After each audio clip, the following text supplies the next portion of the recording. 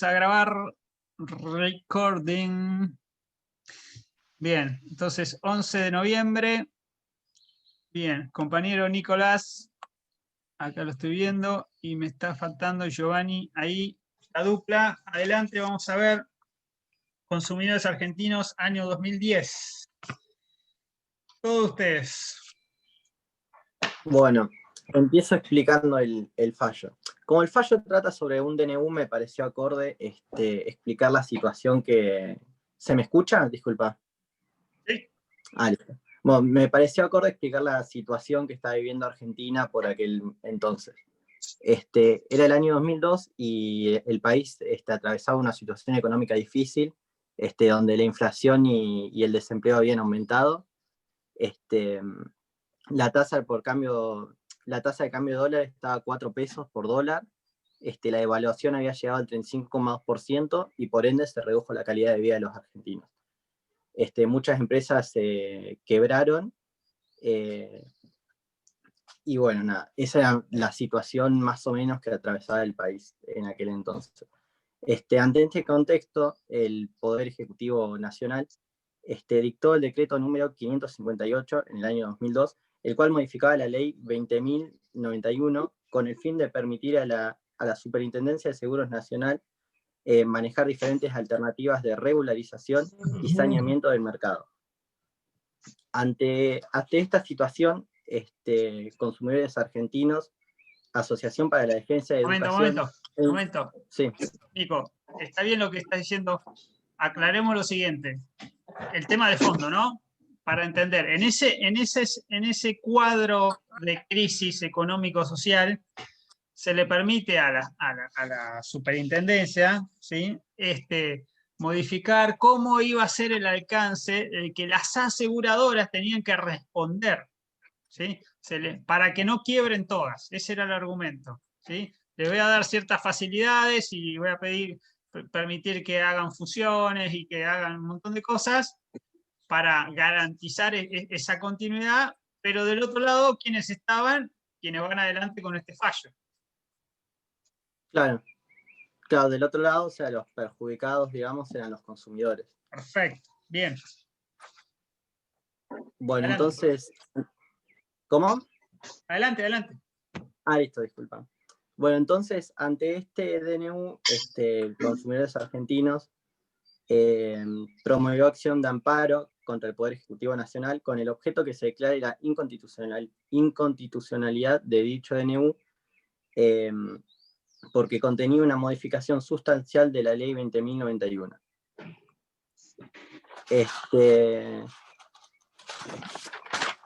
Bueno, lo que resaltó fue que el artículo 1 del decreto incorporó a continuación del último párrafo del artículo 29 de la ley la posibilidad de que las aseguradoras, ante una situación de iliquidez transitoria, realicen y constituyan deuda subordinada a los privilegios generales y especiales derivados de los contratos de seguro. Y por otro lado, que el artículo 2 sustituyó al artículo 31 de la ley por la disposición que establece cesiones de cartera sin exigencia de publicidad. Además de eso, también consumidores argentinos... Expliquemos eso. Cesión de cartera es de los clientes. Vos estás asegurado con, no sé, X, la Meridional, me ocurre uno, y te pasan a otra aseguradora que vos decís, yo no contraté con esta, no sé qué fiabilidad tiene, si me va a responder el día de mañana o no. Y decía, te hago una sesión sin publicar que eso se va a suceder.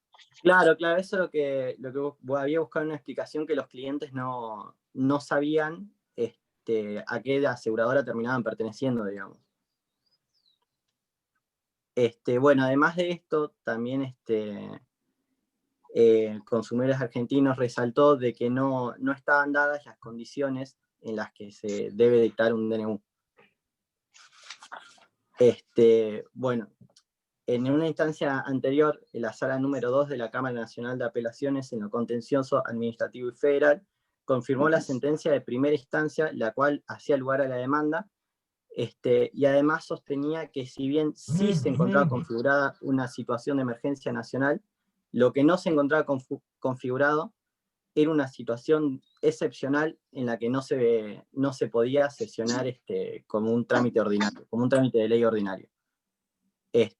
Además de esto, también señaló de que el decreto contenía regulaciones permanentes, lo cual básicamente era una modificación de la ley. Ante esa sentencia, el demandado dedujo recurso extraordinario, el cual fue aceptado porque contenía un remedio federal suficiente. ¿Quién es el demandado? El Poder Ejecutivo Nacional. Bien. Bueno, ante esta situación, la Corte lo que hace es realizar un análisis de los propósitos que tuvieron los convencionales constituyentes de 1994 para para la incorporación de los DNU. El dato relevante que encuentra la Corte es que hace una sistemática extralimitación de la facultad de los DNU. Y además de esto, también hubo dos motivos, dos objetivos que tuvo la reforma. El primero de los motivos fue atenuar el presidencialismo, que usted recién lo nombró, y el segundo motivo fue el de perfeccionar el equilibrio de los poderes. Bueno, además... Un dato además histórico. esto, Un dato histórico. Esas eran las incorporaciones que llevaba el radicalismo al Pacto de Olivos, que facilitó o permitió la reforma constitucional, ¿sí? Todo lo que está haciendo acá la Corte es traer a colación no artículos de la Constitución, sino el fundamento que se daba para esas modificaciones en el 94. Y qué argumentaciones como finalidad, qué se busca con la reforma. Bueno, acá trae dos: atenuar el presidencialismo, que se buscó, por ejemplo, incorporando la figura de jefe de gabinete, y por otro lado, el tema del control recíproco, ¿sí?, entre los poderes. Así que eso es lo que trae la Corte como para decir, la reforma constitucional no es que fue para darle más poder al presidente, al revés, todo lo contrario. Sí, escuchamos. Bueno, y además de esto, la Corte lo que también hace es analizar el artículo 99, inciso 3 de la Constitución Nacional, que bueno, lo voy a leer, que dice que el Poder Ejecutivo no podrá, en ningún caso, bajo pena de nulidad absoluta e insaneable, emitir disposiciones de carácter legislativo. Solamente cuando circunstancias... Sí. Esa es la primera frase que hace a la regla. Claro, esa es la regla. La regla es que no puede, no tiene facultades legislativas. Bien. Si yo cerrara el artículo ahí, yo no tengo problema, olvídate, presidente, de dictar normas de materia legislativa.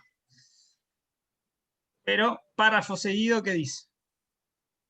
Solamente cuando circunstancias excepcionales hicieran imposible seguir los trámites ordinarios previstos por la Constitución para la sanción de las leyes, y no se trate de normas que regulen materia penal, tributaria, electoral o régimen de los partidos políticos.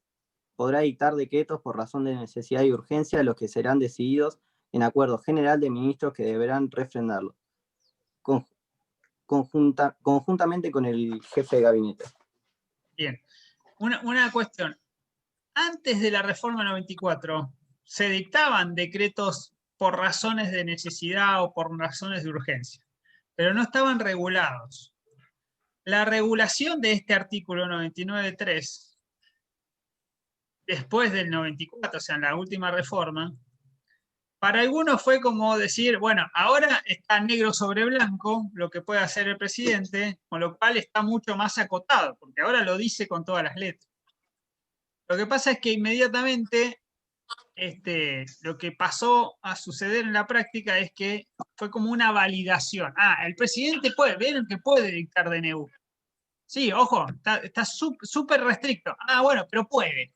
Fue como una habilitación. Entonces, después de ahí vamos a ver sucesivos esfuerzos de la Corte por determinar el real alcance de esa frase, de ese artículo, y en una palabra achicarlo, ¿sí? Restringirlo. Sí, adelante.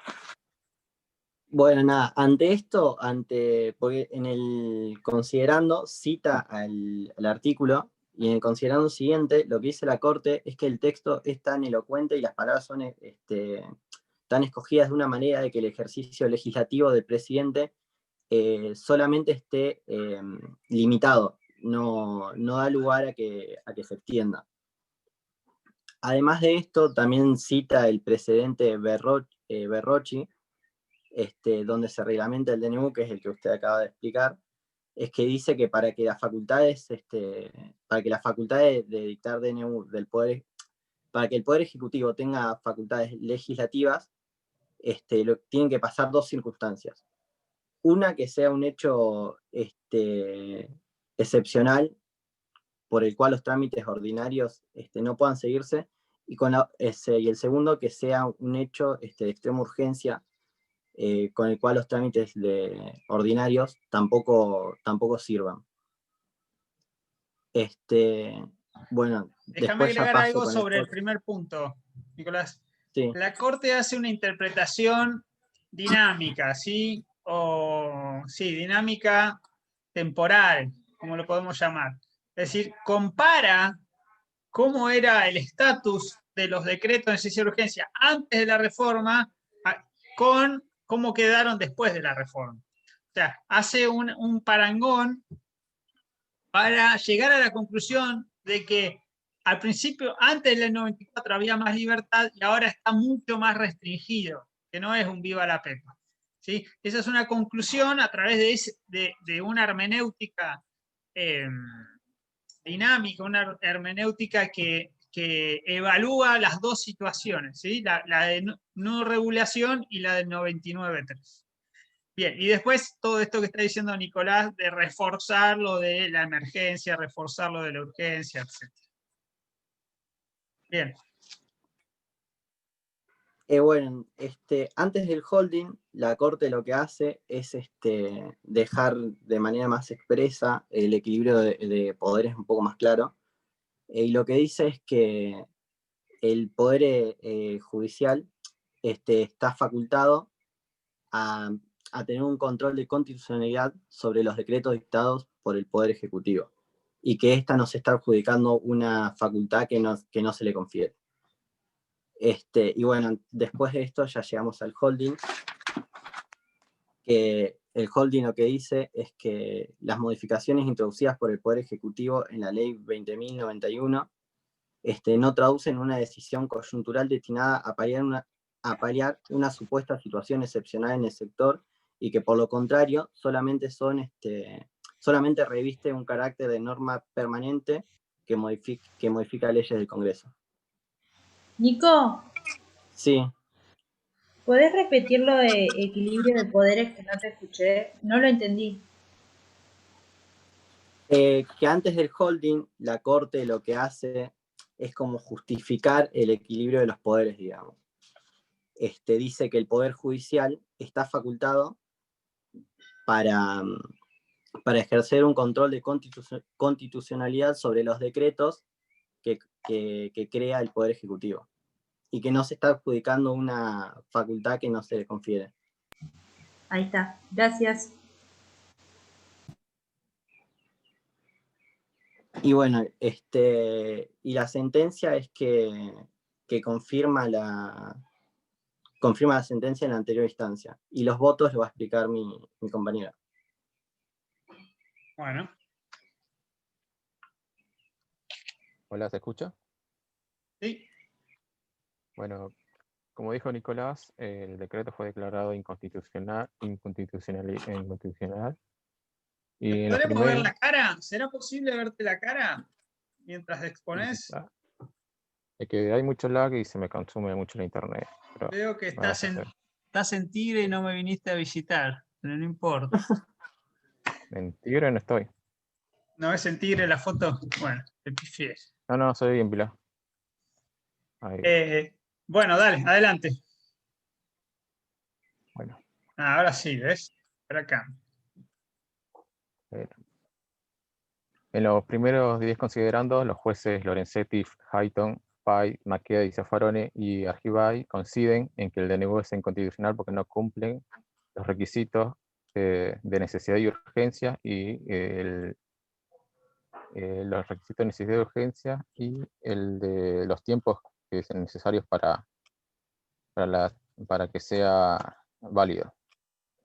En el caso del doctor Petrocchi, se remite su voto al fallo Berrocchi, que en coincidencia con los otros jueces, también básicamente están diciendo que no remite necesidad de urgencia y por eso lo declaran inconstitucional.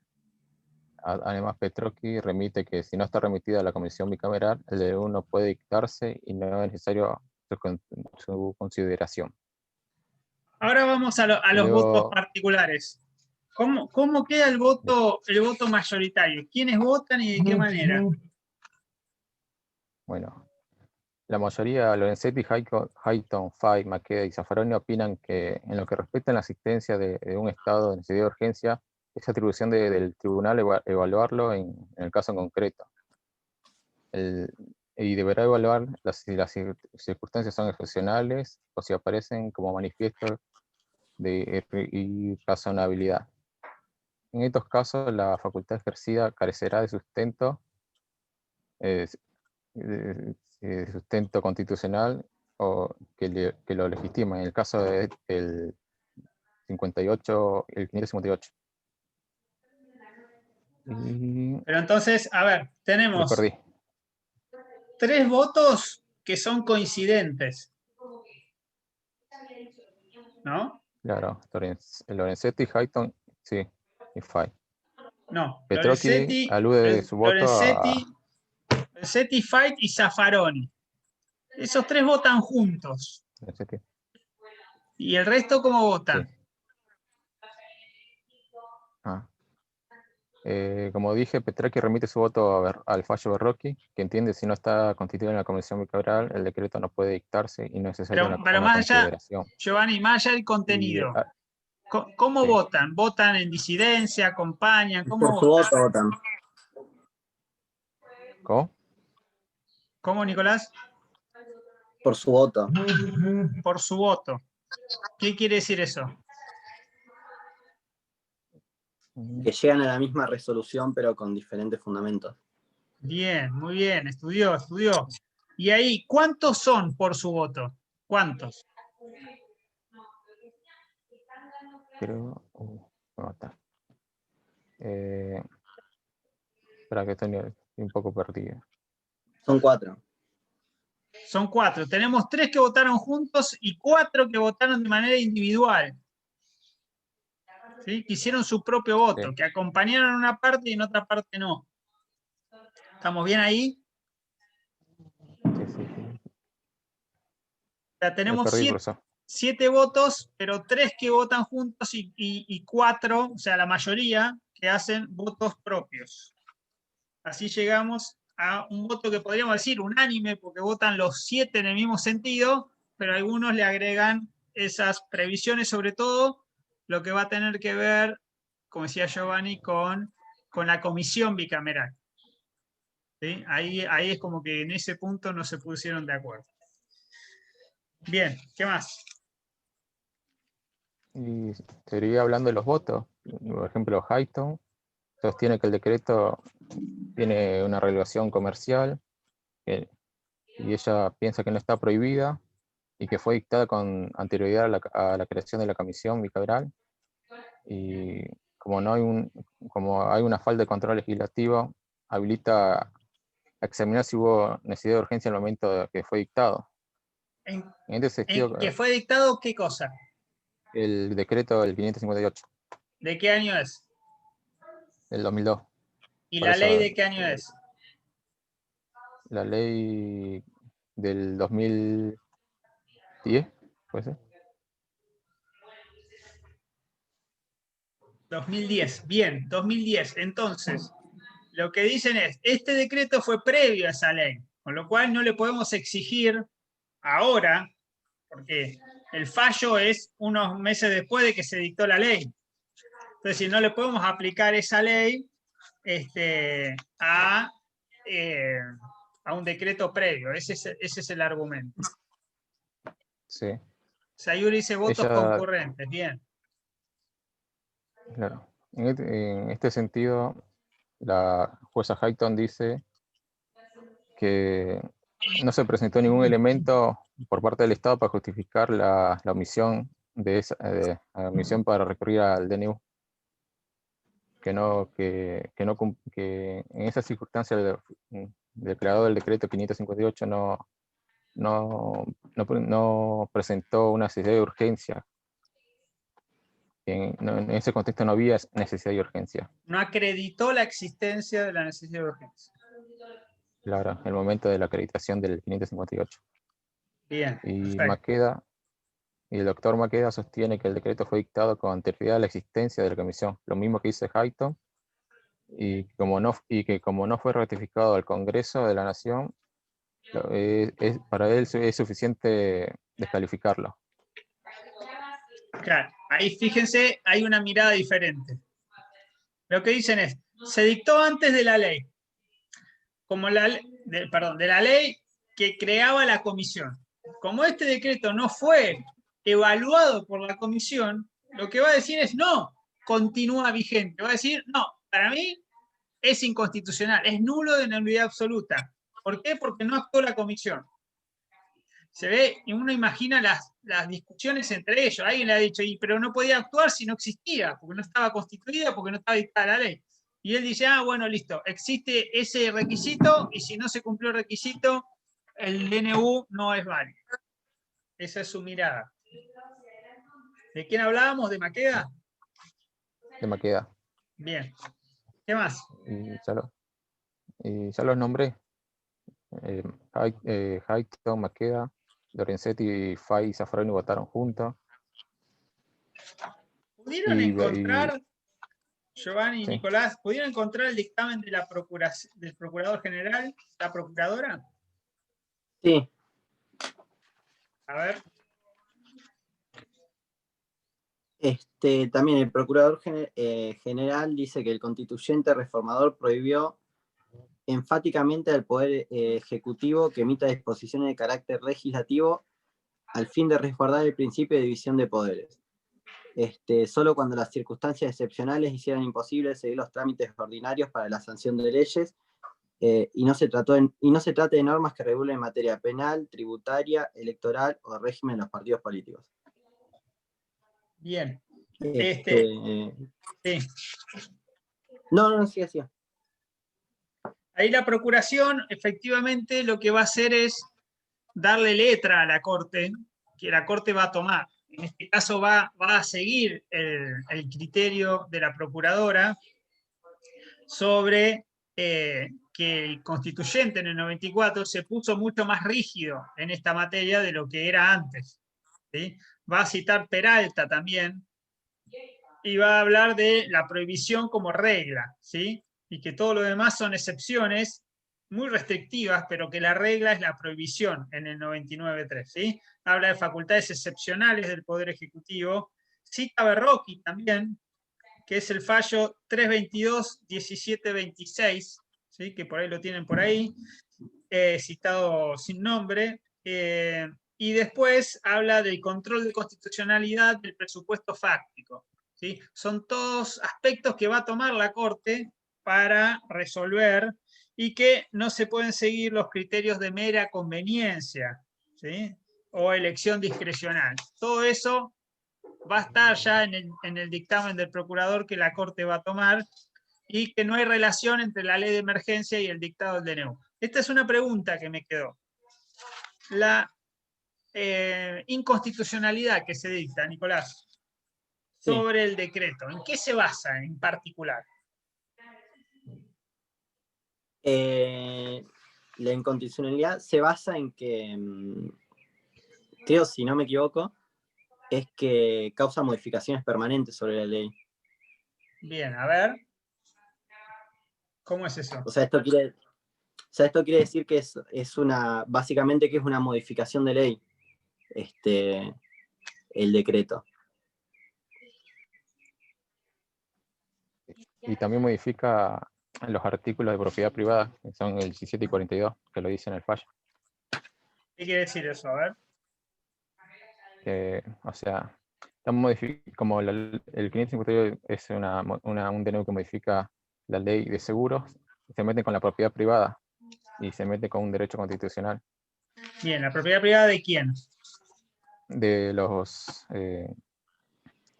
personas. Bien, de las personas, de los consumidores. Vamos al De los consumidores. considerando 14, ¿sí? Porque lo resuelve muy cortito y al final la Corte. Bien, en este fallo la Corte lo que hace, ahí Sayuri dice, tiene que ver con la retroactividad de la ley. Sí, en parte tiene que ver con eso, con la retroactividad de la ley que se dicta en 2010, sí, es así.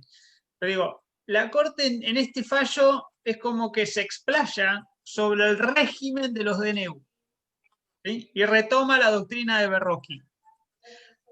Pero en algún momento tiene que resolver el caso, ¿sí? Le dedica muy poco a resolver el caso y todo lo demás es establecer los límites o las exigencias que se van a tener en cuenta para revisar un DNU, ¿sí?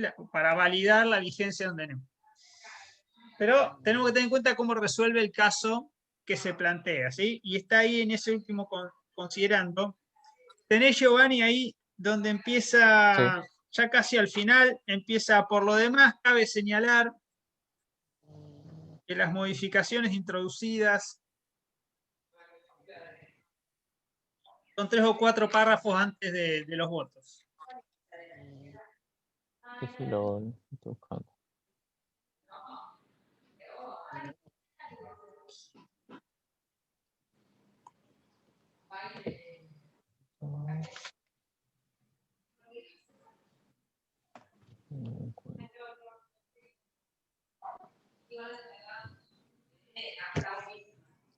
Asimismo señaló que resultaba necesario reforzar las facultades y atribuciones del mencionado organismo de control para posibilitar la eficaz y la oportuna intervención de los procesos de reestructuración de entidades de seguros. ¿Ese, profe? No. No, casi al final, dice, por lo demás, cabe señalar... Sí, lo encontré. Por lo Dale. demás, cabe señalar que las modificaciones introducidas por el Poder Ejecutivo a la Ley 20.091 no traduce una decisión de tipo conjuntural, destinada a paliar una respuesta de situación extrema, excepcional, en el sector, sino que por el contrario reviste el carácter de norma permanente modificatoria de leyes del Congreso Nacional. Bien, ¿qué más? En estas condiciones cabe concluir en la validez del decreto cuestionado en la sublite por cuanto se ha existido a las circunstancias fácticas del artículo 99, inciso 3 de la Constitución Nacional, prescribe con rigor el vocabulario en Berroqui, considerando 10. Bien, Ahí seguro hablará de las dos condiciones que hay en necesidad de urgencia y los plazos de los plazos, si no bien, me equivoco. bien. Esas dos condiciones, y fíjate en qué términos lo dice. Por cuanto no han existido circunstancias fácticas, o sea, ¿por qué declaran la inconstitucionalidad? Porque la circunstancia fáctica de la emergencia no era tal. O sea, la Corte examina si efectivamente se daba la emergencia y la urgencia, y dice que las circunstancias fácticas no estaban, y dice tal como lo describe con rigor de vocabulario, el 99.3. O sea, fíjense que hace un análisis, una interpretación literal ahí. Se va a ver la letra del 99.3. Y antes venía diciendo que no traducen una decisión de tipo coyuntural destinada a paliar una situación excepcional de emergencia, sino revisten carácter de normas permanentes modificatorias de leyes. Entonces, ¿por qué cae esa ley? ¿Por qué cae ese decreto? Cae porque el Poder Ejecutivo, en un contexto como el que explicaba Nicolás, lo que trata de hacer es modificar permanentemente un régimen de seguros y no basado en una situación de emergencia, sino para que quedara. No dice, esto es mientras dure la emergencia. Desde acá en adelante va a ser así. Y eso es lo que la Corte le pone un freno, basado en el 99.3. Pero eso es, digamos, lo que menos nos interesa a nosotros. Lo que más nos interesa es el régimen de los decretos. Entonces, vamos a volver para reforzar algunos conceptos.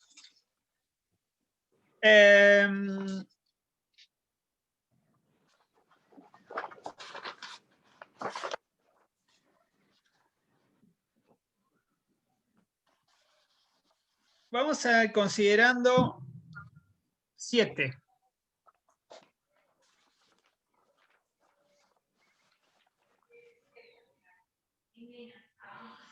¿Querés leer, Nicolás o Giovanni, alguno de los dos? Sí, leo. Que el principio que organiza el funcionamiento del Estatuto del Poder es la división de funciones y el control recíproco. Esquema que no ha sido modificado por la Reforma Constitucional de 1994.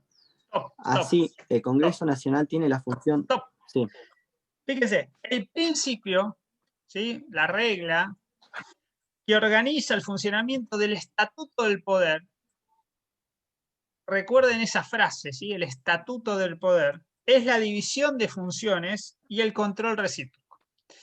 Cuando uno va a la ciencia política, te dicen, bueno, el poder es uno solo y lo que se hace en una constitución, que es una organización de funcionamiento de un país, es dividirlo, dividir el poder. Por eso hablan de estatuto del poder. El poder es uno solo.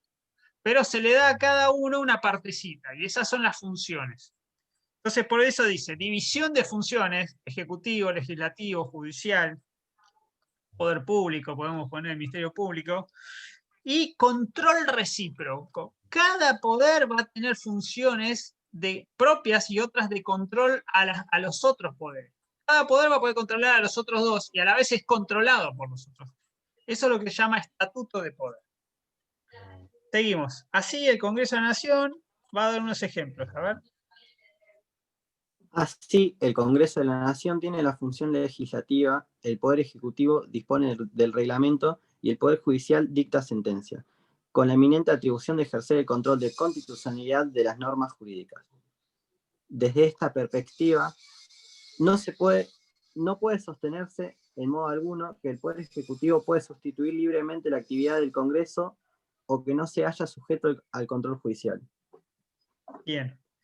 Todo el tiempo va a reforzar su idea, va a decir, hay cosas que cambiaron con la reforma 94 y que lo hace más estricto, y otras cosas que siguen igual, pero que van por este lado, ¿no? Entonces habla de que el Poder Ejecutivo no puede sustituir la actividad del Congreso. Esa es la prohibición, esa es la regla. El presidente no puede tener actividad legislativa, materia legislativa. Bien, y en el 8 empieza a citar Berroqui. ¿Cómo dice? A ver. A los principios, atenuar el presidencialismo y darle independencia al Poder Judicial. Vamos a ir considerando 10. Sí. Vemos, a ver. Que el texto transcripto es elocuente y las palabras escogidas de su redacción no dejan lugar a dudas de que la admisión del ejercicio de facultades legislativas por parte del Poder Ejecutivo se hace bajo condiciones de rigurosa excepcionalidad y con sujeción a exigencias formales, que constituyen una limitación y no una ampliación de la práctica seguida en el país. Berroqui. Bien, entonces, momento. Fíjense, cuando alguien les pregunta, ¿me da un ejemplo de aplicación del criterio literal por la Corte? Ya vimos en su momento FAL, ¿se acuerdan? Con las excepciones a la interrupción del aborto, y la Corte iba ahí palabra por palabra, y ahora tenemos otra, que es aquí, donde interpreta palabra por palabra del 99.3. ¿Sí? Dice, el texto transcripto es elocuente, las palabras escogidas no dejan lugar a duda. O sea, cierra toda posibilidad de que alguien haga otro tipo de interpretación. Y habla de rigurosa excepcionalidad, de exigencias formales, y que del 94 para acá no se amplió las facultades del presidente, sino que se achicar, ¿sí? Y vuelve a Berroqui. ¿Entiende eso? Sí, El sí. resto que está callado, somos 35, pero están muy callados hoy. ¿Se entiende o no se entiende? Encima veo Sí, poco. profe. Bien, vamos a considerando 11. Bien, bien, despiertos, despiertos. Considerando 11. Nico. Que en lo que respecta a la existencia de un estado de necesidad y urgencia, es atribución de este tribunal evaluar, en este caso concreto, el presupuesto fáctico que justificaría la adopción de decretos que reúnan tan excepcionales presupuestos. Bien, presupuesto fáctico, grábense eso, presupuesto fáctico, eso es lo que va a controlar el Poder Judicial, ¿sí? Va a evaluar en cada caso concreto si había emergencia, si había urgencia, si había circunstancias excepcionales, etcétera, es decir, si nos estaban invadiendo, si había una pandemia, si había esas cosas. Seguimos, a ver. Después cita Ercolano, a Vico con De la Pesa es un fallo que seguro lo van a tener que estudiar. Y fíjate, Nico, ahí dice, con mayor razón debe ejercer idéntica evaluación. Está hablando de las leyes de emergencia, ¿no? Ah, hay un tema ahí. ¿Quién declara que existe emergencia? Ese es un punto a tener en cuenta. Fíjense, no sé si ustedes recuerdan, en diciembre del año pasado se dictó la Ley de Emergencia y Reactivación Productiva o algo así. Cuando empezó el gobierno de la administración anterior, dictó la Ley de Emergencia y Reparación Histórica, y después durante los gobiernos kirchneristas también hubieron varios años de emergencia que empezaron dictada en el año 2002. Pero la clave es, si la emergencia la dicta el Congreso a través de una ley, resuelve que estamos en emergencia. El gobierno anterior también, me acuerdo, había dictado una emergencia eléctrica por